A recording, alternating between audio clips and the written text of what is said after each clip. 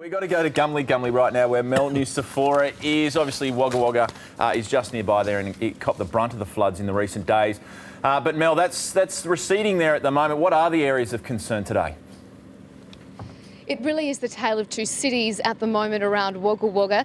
Some parts of town, like you said, the water is receding, the emergency is over, whereas on the other side of town in North Wagga, it's still very serious. Some people can't get into their houses. There's water still almost up to their roofs. Police have now been increasing patrols around the place, fearing that people may start looting from some of the empty houses, and the damage bill could top almost $1 billion in this area. Narrandera is also of concern in the outlying areas today. The river level there has doubled in just 4 days. Mel, there's also concern yesterday about the surrounding areas around Griffith. What's the latest from there? Griffith authorities are saying it's a little bit harder to predict because they're calling it a riverless flood. There isn't a distinct river system that goes through Griffith that's causing all this water. It's overland flood water from other flooded catchments.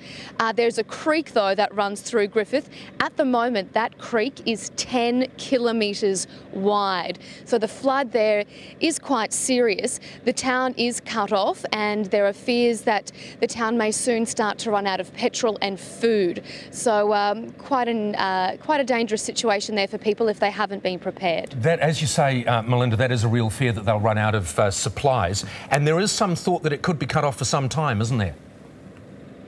Yes, that's right. I mean, this flood situation has been going on for days now, and there is possibly still weeks of it to go. Authorities did give residents quite a bit of warning that this could be coming, in the hope that people would start to take those precautions. Though if the situation does become very serious, the government can do heli drops of food packages, etc. It hasn't got to that stage yet, but that is an option. Melinda Nucifora, thank you. Well, 10 reporter Gabrielle Boyle is in Forbes. And Gabby, it's really crunch time for the next few hours for residents there in Forbes. That's right, Kath. We've known for several days now that these floodwaters were on their way. Forbes has had plenty of time to prepare. They've spent plenty of time here sandbagging, building levees, evacuating animals and their possessions. We'll know in the next few hours exactly how high those levels get.